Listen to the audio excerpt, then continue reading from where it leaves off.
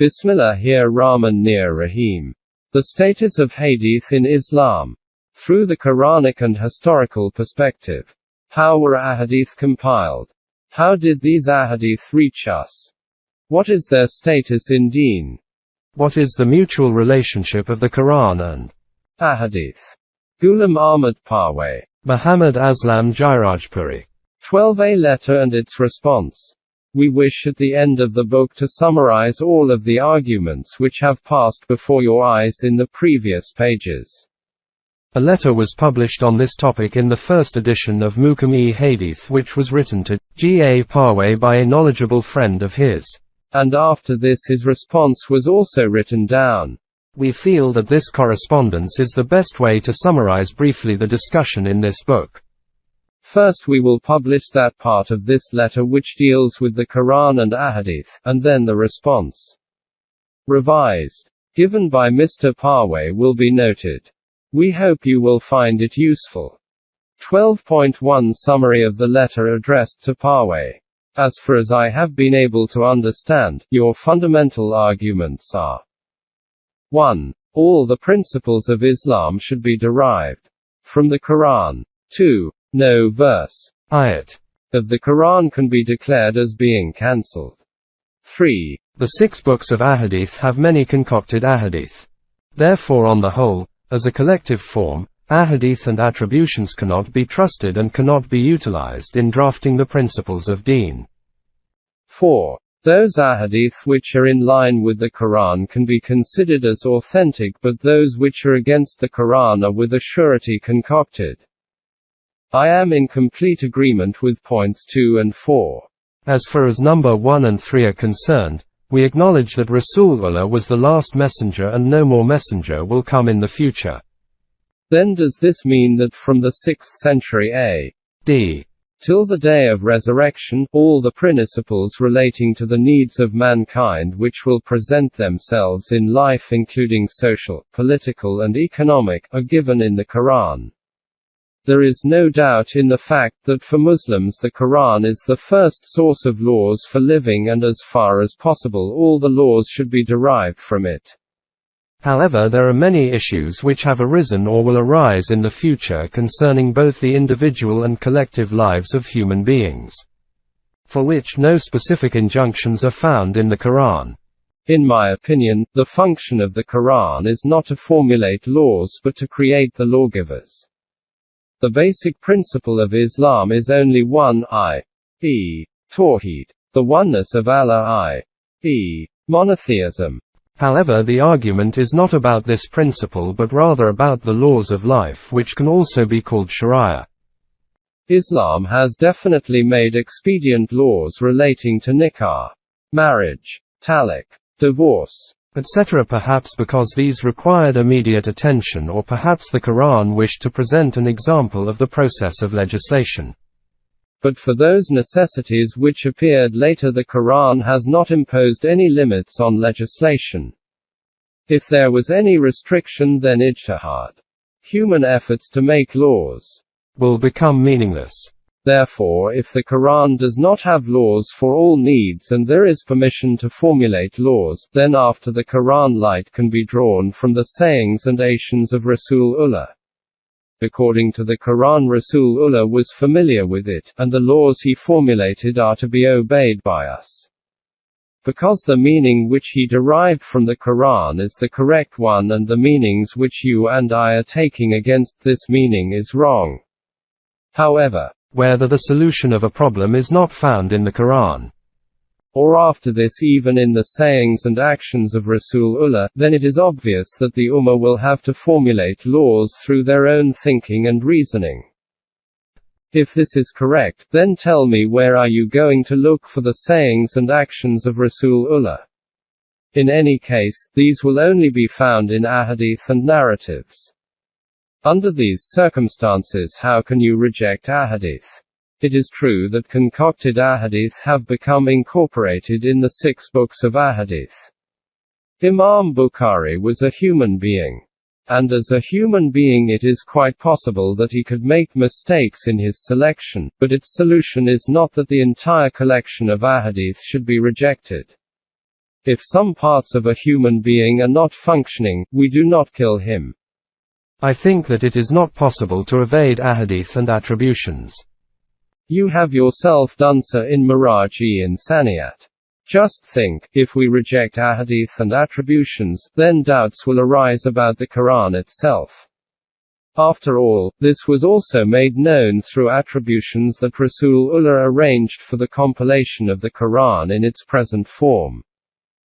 In my view, you and those with the same viewpoint as you, should expend their extraordinary abilities and potentials to find out which of the ahadith contained in the 6 books are not authentic. In this way many old conflicts will be removed and the fear of the risk of new conflicts arising from the total rejection of ahadith will also be erased. Since you reject ahadith, perhaps this is the reason your established principle is that the meanings and interpretations of the Quran should be derived from the Quran only. Your reason for this claim is derived from the Quranic verse, Inna Allama bayanahu. Tell me why from this verse the interpretation cannot be made that this task can be done through human beings. You can see how personal inclinations create particular meanings. You cannot totally absolve yourself from the same accusations which you are leveling against former mufassirins. Interpreters of the Quran. A common man who is not the holder of revelation has to make use of his own intellect and reasoning. In such a situation, particular difficulties arise in understanding the Quran in certain places where the meaning is not clear. For example, in the whole of Islamic history there has not arisen any difference in the interpretation of Huwallahu Ahad. Contrary to this, there are frequent differences in verses like Lakum Dinukum Waliya Din. If you accept this, then what will be your response to these issues? 1. Are the meanings of all the verses of the Quran as clear as that of Huwallahu Ahad? 2. If the answer is in the affirmative, then why did different opinions arise about these verses, though there was no difference of opinion over Huwallahu Ahad? 3. If the answer to number 1 is no, then is there an allowance for an honest difference of opinion or not, i.e., is it possible to deduce alternative meanings from the Quran or not, even if this possibility is merely academic? 4. If there is a possibility of alternative meanings, then will both meanings be correct? Or will one be correct and the other wrong? When both meanings have been derived from the Quran, then what will be the criterion for its validity or rejection? 5. When it is said that the meaning of the Quran should only be derived from the Quran, does this then mean that the meaning of the words of the Quran, for example karma, wine, Maisa, gambling, etc., should be sought from the Quran itself, or from the Arabic books prevalent at that time? If there are several meanings given in these books, then in this situation what method should be adopted? 6. If it is dependent on the Arabic language itself, then would the linguists present at the time of the revelation of the Quran understand it better, or those of today? 7. Does this not mean that to find out the meanings of the Quranic words we should go back to Rasulullah, his companions and followers? Please do not take this as being ancestral worship. I desire that there should be at least some criterion regarding which we can say that the meanings we are deriving are indeed correct. Under these circumstances, my advice is that you should check and assess ahadith and separate the correct ones from the concocted ones. 12.2 The response. It is our conviction, Iman, that the Quran has been sent as a guidance from Allah for the whole of mankind, and its guidance will remain valid till the day of resurrection. It is obvious that in this kind of code of guidance, finer details and sub-clauses for every kind of problem or matter could not be given. Therefore the style of the Quranic guidance is that 1. All the immutable principles have been explained under which all laws can be formulated for a human society, because with the changing times the details of human issues keep changing. Therefore under these principles the sub-clauses which will be drafted will also keep changing with the changing circumstances. Therefore, within these immutable principles of the Quran, the Islamic Ummah of every era will determine their own sub-clauses. In the drafting of these sub-clauses they can make use of those sub-clauses which have been previously drafted, i.e. these sub-clauses will serve as examples for them. 2. For certain matters the Quran has itself defined the sub-clauses. These precedents will remain immutable because nobody has the right to make any changes in the Quran. You say that for those Quranic injunctions for which no sub-clauses have been defined in the Quran, we need to turn to Hadeeth, and if we find sub-clauses from Hadeeth, then we should regard them as immutable till the day of resurrection in the same way as the sub-clauses which have been defined by the Quran itself. I want to understand why the Quran made this distinction in defining the sub-clauses, i.e. why is it that sub-clauses have been laid down for some injunctions whereas for other injunctions the task of defining the sub-clauses was left to Rasulullah? 12.2.1 Why did Allah himself do this? If the sub-clauses determined by Rasulullah had to be followed, and were to remain immutable, just like the sub-clauses given in the Quran till the day of resurrection, then why did the Quran not define these sub-clauses itself? In this way all the sub-clauses would have been compiled and saved in one place. What, could Allah not have done it himself? Was it the fear that doing so would have increased the size of the Quran? The reality of the Quran is that the command, *uz zakat, is repeated hundreds of times. Was it not possible for it to state in only one verse that the rate is 2.5%? The Quran has noted the punishment for fornication, sodomy and even for slander. Could not even only 2 words have been written for karma and maisa? Drinking and gambling? The Quran has described the entire procedure of ablution in just one verse, even to providing details on tayammum. What does this mean? It has noted all the details regarding the large subject of inheritance in 4 verses in such a concise manner that there is no issue left for which guidance is not available in these orders. Just think that if the Quran had this issue in front, that for example the rate of zakat should remain immutable, then what was the difficulty of mentioning 2.5%? I fail to understand why, if it was the will of Allah that the rate of zakat should be 2.5% till the Day of Judgment, He did not explain this in the Quran Himself. From this we can only reach one conclusion, that it was never the will of Allah that the rate of zakat should remain the same for all times. Whatever you have written means that though it was the will of Allah that the rate of zakat should remain fixed till the day of resurrection, He did not consider it suitable to fix this rate Himself.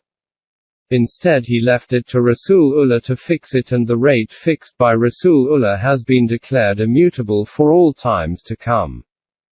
Now let us proceed forward. You say that if the solution to a problem cannot be found either in the Quran or in the saying or actions of Rasulullah, then in this situation the Ummah will have to make a law by using its own intellect and reasoning. This means that 1. The Quran laid down the sub-clauses of some injunctions and left the other injunctions undefined, so that their sub-clauses could be formulated by Rasulullah. 2. Rasulullah also determined sub-clauses for some commands and left the remainder of the commands as they were. Now the sub-clauses for the remaining injunctions will have to be formulated by the Ummah itself, i.e. Deen was neither completed from Allah's side nor did Rasulullah complete it. Some details were provided by Allah, some by Rasulullah, and the rest of the incomplete part was left to the Ummah. 12.2.2 Incomplete Deen. Just reflect for a moment what kind of concept is created in the human mind from this meaning of deen. If Allah had left the formulation of these sub-clauses to Rasulullah, then what was stopping Rasulullah from formulating sub-clauses for all of these injunctions? This is the point at which the scholars of fiqh come forward and declare that the completion of these types of incomplete orders from Allah and Rasulullah has been completed by the Imams of fiqh. Therefore those sub-clauses of commands which are not available in the Quran or Ahadith should be obtained from these Imams of fiqh. But what if information relating to some issue is not even available from the Imams of fiqh then? Have you noted how many complications the Ummah has fallen into by failing to grasp one principal point of the Quran? And how these complications have produced so much disintegration in thinking and action? This issue comprised only this much, that the details of those injunctions whose details were not defined by Allah Himself, were deliberately not formulated.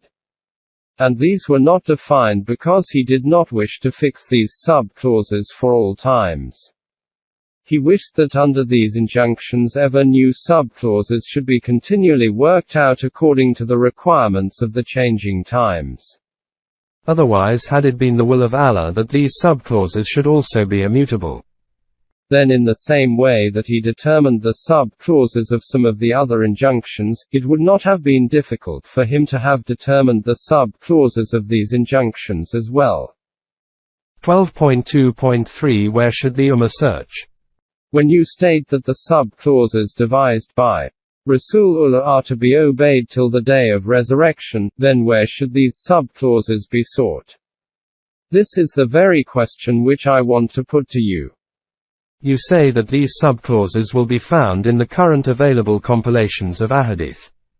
But together with this you also say that in the current available compilations of Ahadith there are correct Ahadith and false ones. Just think as to what this means. Allah left the task of determining the sub-clauses to Rasulullah and, according to you, He did not determine all the sub-clauses, and of those sub-clauses which were determined, they were not preserved as the Quran was preserved and given to the Ummah. Now tell me, where should the Ummah search for those sub-clauses which were supposed to be obeyed till the day of resurrection? Just think, is this the state of a complete code of laws that it should be given the status of being compulsory till the day of resurrection, yet no authentic compilation is arranged? I wish to comprehend that if the sub-clauses determined by Rasulullah had to be obeyed and to remain unalterable till the day of resurrection, then was it not the responsibility of Rasulullah to have an authentic compilation of his devised sub-clauses passed on to the Ummah as well, in the same way that he had the Quran written down and memorized by heart, as an authentic compilation and passed on to the Ummah? Please reflect as to what impression is formed about Rasulullah himself according to this belief. According to the Quran, the responsibility to pass on the details of Deen to the Ummah is the primary responsibility of the Messenger.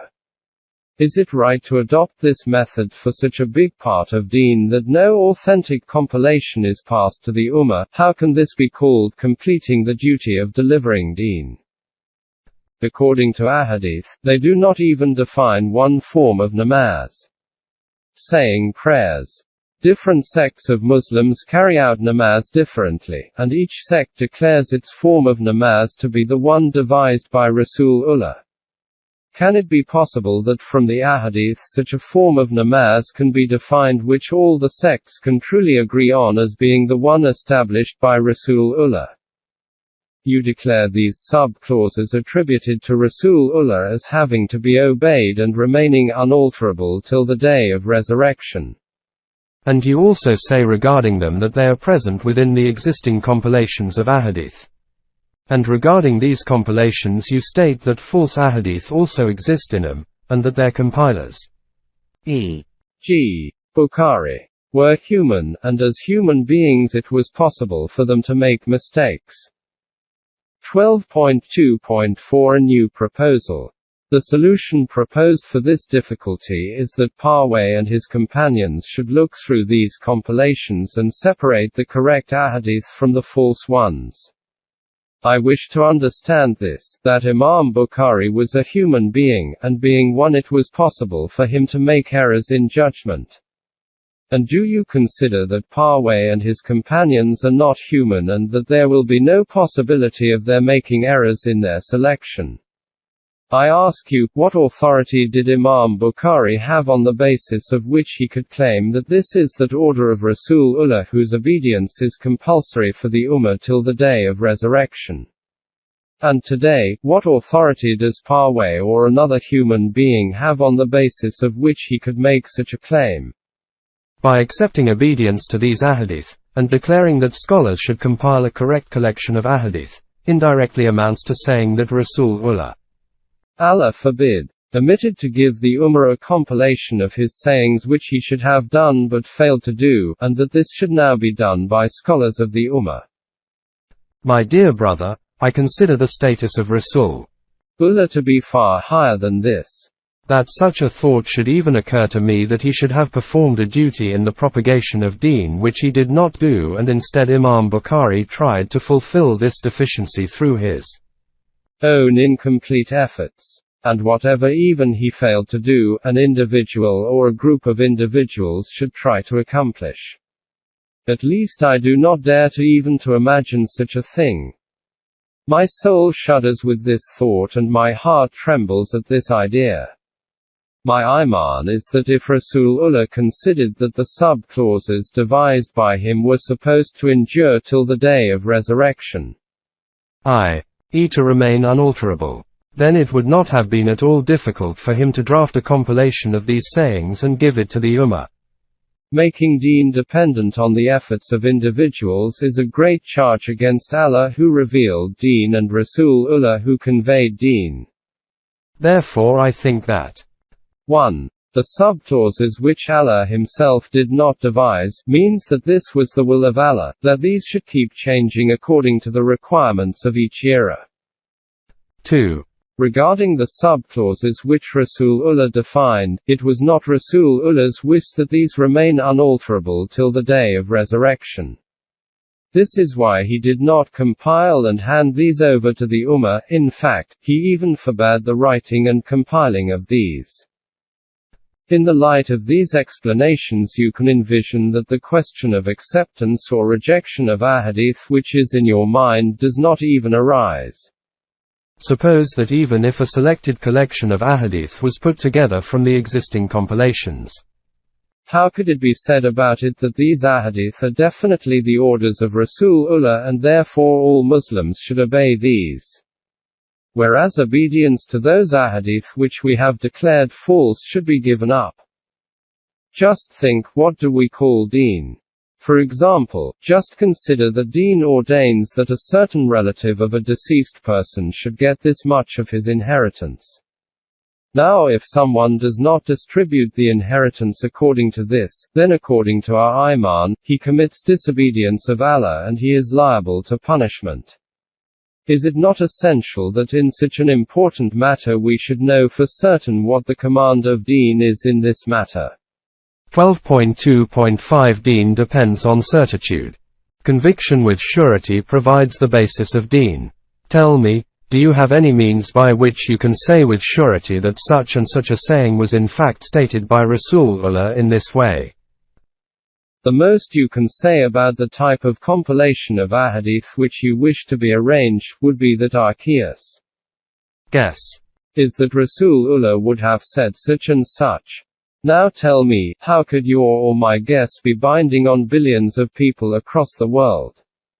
Moreover, no compilation of ahadith can become deen, though they are the outcome of the scholarly efforts of our forefathers, and we are the inheritors of this material. Through these scholarly endeavors we can gain information about that era. I have neither ever denied this utilitarian status of ahadith nor can it be rejected. How much benefit I have gained from this asset, you have noted yourself in reference to my book titled Miraj-e-Insaniyat. Before moving on to the next point, I wish to once again make clear that I wish to know this. 1. Had it been intended to keep all the sub-clauses of all commands unchangeable till the day of resurrection, then why did Allah not determine these himself in the Quran? 2. If it was the intention of Rasulullah that all the sub-clauses devised by him were to remain compulsory till the day of resurrection, then why did he not give an authentic compilation of these details to the Ummah in the same way that the Quran was given? Then the question remains that if Ahadith are not accepted, then doubts will arise about the Quran itself also. Regarding this, a detailed article has been published in reply to someone's query in the September 1950 issue of Tolu-e-Islam. I hope that this will satisfy your query. The concept created about the Quran through Ahadith themselves has been discussed earlier. 12.2.6 Exposition of the Quran. Your second question pertains to determining the interpretation and meaning of the Quran. It is obvious that in order to understand any book, it is first of all necessary to understand the language of the book. The Quran was revealed in Mubin. Very clear. Arabic. It claims that it is very clear and unambiguous in its meanings. Therefore, from the perspective of its language, there can be no difficulty in understanding the Quran. After the language, let us look at the content of the Quran. In view of the discussion under consideration, the teaching of the Quran can be divided into two parts. One part is related to commandments and the second to knowledge. Since the part dealing with commandments is related to legislation, it is essential therefore that its meanings are clearly defined. It is the claim of the Quran that it establishes its meanings itself, and through tasrif-e ayat, cross-referencing between various verses. It further clarifies this exposition. This is the way I have understood the Quran, and I can say with the fullest of satisfaction from my heart that in this regard neither any difficulty, nor any complication, nor any difference, nor any contradiction remains. I have noted earlier that the Quran mentions some of the commandments as principles only, and in other cases defines the sub-clauses itself. But whether these are principles only, or sub-clauses, the Quranic message comes across in a very clear and defined form in front of us. To convert these commandments into the language of law, and after working out their sub-clauses to implement these, is the responsibility of every Islamic government of its time. 12.2.7 Legislation. The Quran does not leave this to individuals but instead puts it in the hands of the Islamic government, and the interpretation by this government is considered as necessitating obedience by all. For example, you have mentioned khamr, wine, and maisa, gambling. Let us first look at it from the perspective of language. Khamr principally refers to anything which shrouds the intellect, while maisa would mean every one of those things which comes easily to hand without any labor. Now let us look at the practical forms. At the time of the revelation of the Quran, different forms of khamr and maisa were prevalent, the details of which can be found in the literature of that time. From this it can be understood what different forms of these were present in this era. Today some of its forms still exist while others have disappeared, and many new forms have made their appearance. Therefore, if any Islamic government of today declares khamr and maisa as forbidden, it will be necessary for it to spell out clearly both the real and metaphorical meanings and as to which things are included and which forms are exempted. In this regard, the government also can seek help from those details which were devised in former eras regarding these matters. Such a law will be the true interpretation of these words. In this there will be no question remaining of right or wrong, nor of my or your interpretation. As for the part of the Quran concerned with knowledge, obviously as human knowledge advances, the interpretation of this part will keep expanding. The miraculous thing about the words of the Quran is that they serve as a beacon of light and guidance for every era and for all levels of human intellect. 12.2.8 Nubuwwat and Messengerhood. As human knowledge advances, the words of the Quran dealing with the truths of the universe keep on disclosing ever-widening meanings. This is the reason that in every era man can understand the meaning of the Quranic truths according to the level of knowledge of that time. And that is why in this regard the level of understanding of the Quran by any one person cannot be an authority for a compatriot, nor can it be an authority or final word for future generations. As for those meanings of the Quran which Rasulullah explained to the Ummah, he did not compile these and give them to the Ummah. And whatever is attributed to Rasulullah in this regard, its illustration has already been presented. It cannot in any way be called Rasulullah's Quran. Let us once again understand everything which has been said. 1. Those commands of the Quran which are given in a defined form shall be implemented as such. 2. For the commands which are given as a principle, it is the responsibility of the Islamic government of the time to work out the details. 3. The meaning of Quranic knowledge and realities will keep on expanding with the advancement of human knowledge. And this will relate to the intellect and reasoning of individuals. However, no one's understanding will be an authority for anyone else. 4. Now the question remains, what should be done till the re-establishment of an Islamic system? In this regard, my view is that the way the Ummah is following these orders, it should keep on doing so. I myself follow these commands in this way. This is so because no individual or group of individuals has the right to bring changes in these commands or devise a new approach. This right rests only with the Islamic system whose central authority I call the center of the Ummah, as Hazrat Abu Bakr Siddiq was the center of the Ummah in his era. 13 Appendix 1. Some permanent values from the Quran. Permanent values do not change with time and are applicable both at the individual and collective level. The following is not an exhaustive list. Concept of God. The concept of God as revealed in the Quran is an external objective standard for us to follow as far as it relates to the development of the human self. The Quranic concept of Allah helps to develop human self. Do not be like those who forgot Allah and He made them forget their own selves. 59. 19. Existence of the human self. We all have a strong sense of identity and are aware of our existence. We have self-consciousness and the ability to make decisions. Our inner attributes of emotions, thinking, memory etc. help us to live our lives, and in the process we gain experiences which help to develop our self-concept and our sense of being. For further details refer to the book titled, The Life in the Hereafter. What does the Quran say? 39. 41. Equality as a human being. Unity in humanity. At birth we are equal and the same is true when we die. The Quran declares, mankind was one community. 2. 213. Respect as a human being. Every human being possesses a self which has the attribute of free will.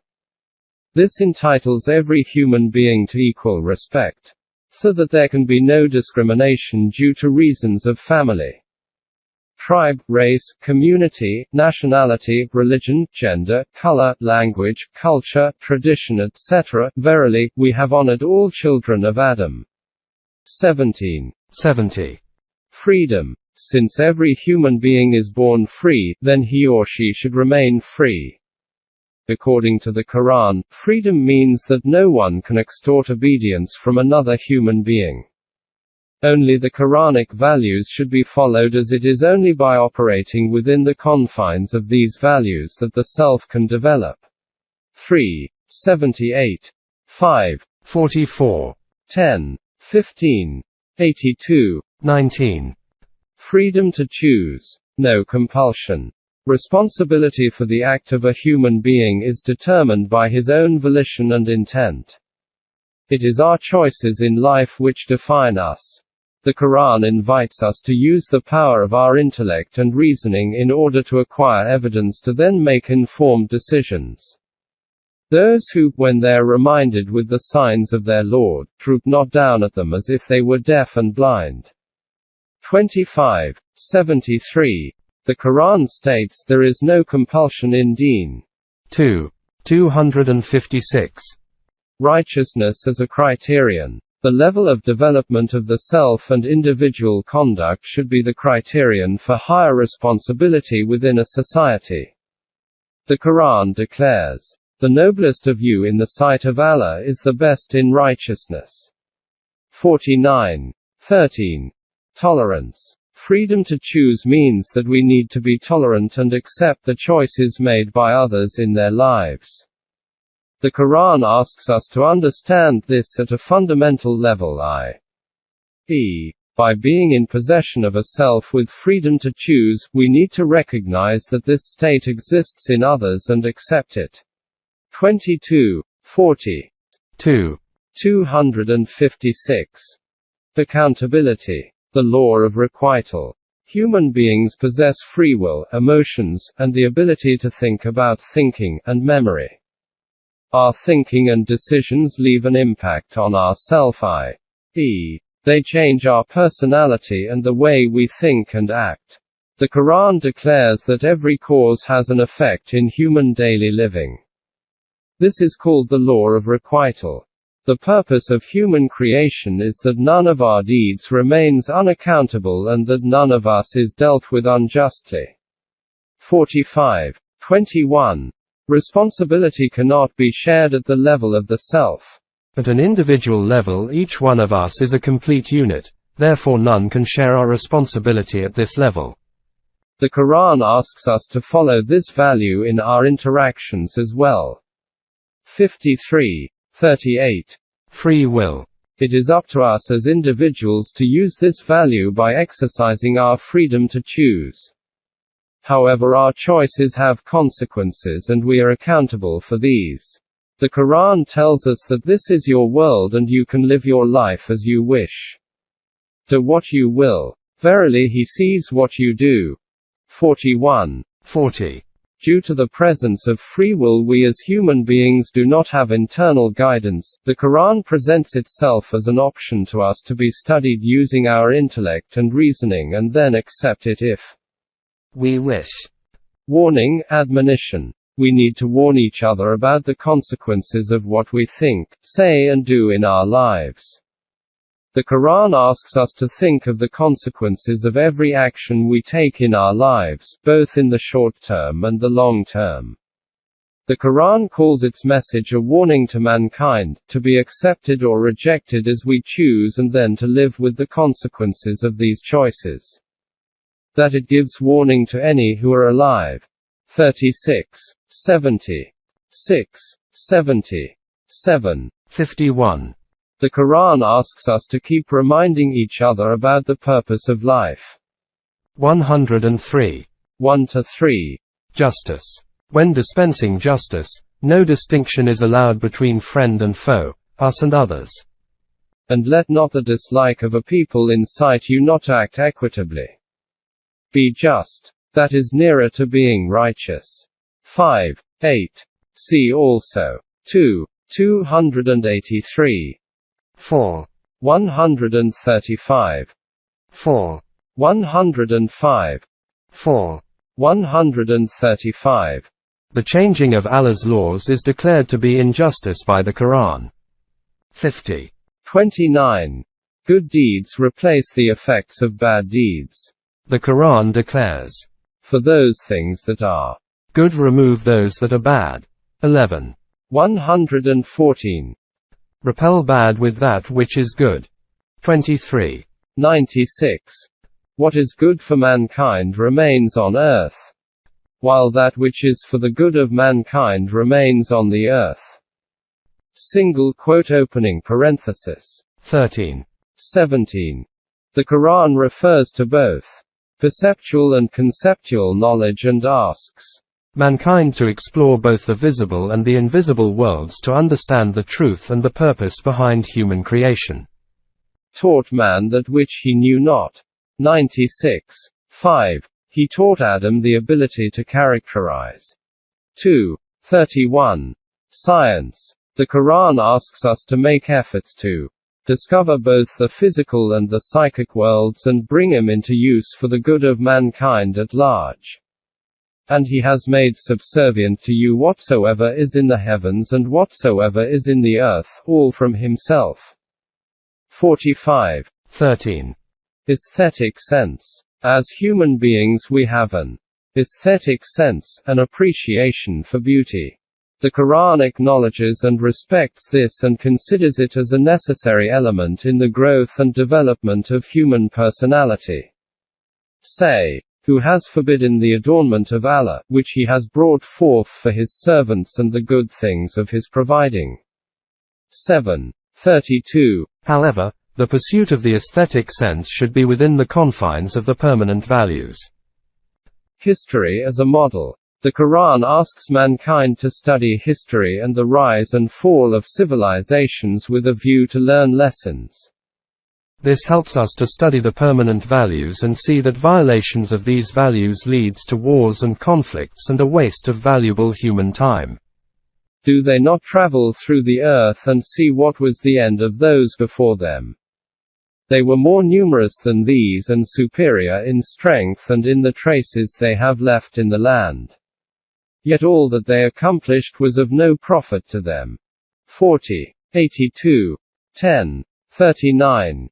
Subsistence. Basic necessities for all human beings must be met and an environment should be created for the development of the human self. Meeting the physical needs of the human body is essential before intellectual reasoning and creative activity can be brought into play. This is the reason why the Quran declares that the aim is to establish an economic system in which there is no accumulation of wealth. And they ask you as to what they should give for the benefit of others. Say, whatever is surplus to your requirements. 2. 219. Reward is for the work and not the capital. This value defines the economic system proposed by the Quran. Life is a journey and not a destination. The capital must remain in continuous flow and must not be accumulated. Reward for work must meet the necessities of life. 53. 39. 59. 7. Patience and perseverance. Since the self takes time to develop, as it has to gain knowledge and overcome the challenges of life, it therefore needs time to build up its inner conviction and strength. It needs guidance as an external criterion to signpost its progress towards its development. Follow the revelation. And be patient and constant. 10. 109. An analogy is a seed which needs to be nurtured to grow to its full potential. No restriction on human movement. The world is available for each one of us and is open for the use of anyone within the remit of the permanent values. No human being owns this world. The fact that with death we leave it all behind proves this. The world is loaned to human beings to use for a short time only. The Quran declares, and brought forth therewith fruits for your sustenance. Then set not up rivals unto Allah knowingly. 2. 22. 29. 56. 39. 10. Relationships. Human beings need the presence of other human beings within individual relationships, and at the level of community in order to function, grow and develop the self. Mankind was but one nation, but it differed. 10. 19. Marriage. A contract between two equal adult individuals, i.e., man and woman, to live their lives within the confines of the permanent values. 2. 221. Chastity is one of the permanent values within this context, and the Quran demands observance of this from both men and women. 24. 30-31. Freedom from fear. For free will to operate effectively, there has to be freedom from fear, as this constrains it. The Quran declares that living within the permanent values will eliminate all fears. 2. 38. Freedom from grief. Grief is caused by events affecting human beings within a society. Most events causing grief can be linked directly or indirectly to human actions, g. Economic, wars, oppression, exploitation, slavery, etc. The Quran recognizes this and refers to it in many verses. 2. 38. 3. 138. 12. 84. 15. 77. Death. This is a deadline to remind us that we have a finite time in which to live this life, and our conduct here in this world will define the status of our next life after death. Considering the event of death at the level of the self, the Quran declares, "Every self shall have the taste of death." 29. 57. Hereafter, the life of the emerged human self continues beyond death. The emerged human self is one that has reached a minimum threshold as per the Quran, when on balance the effects of good deeds exceed those of the deeds which have negative effects. Let every self look to what he has sent forth for tomorrow. 59. 18. Then shall each self know what it has sent forward and what it left behind. 82. 5. Enjoin what is good and forbid what is evil. The Quran has repeatedly directed us to keep doing this in order to remind people about their conduct. This is part of righteousness which the mu'mineen are expected to display through their conduct. 3. 104. 3. 110. 3. 114. 31. 17. Do not say that which you don't do. Our deeds should be commensurate with our words, O you who believe. Why say you that which you do not? Grievously odious is it in the sight of Allah that you say that which you do not. 61-2-3.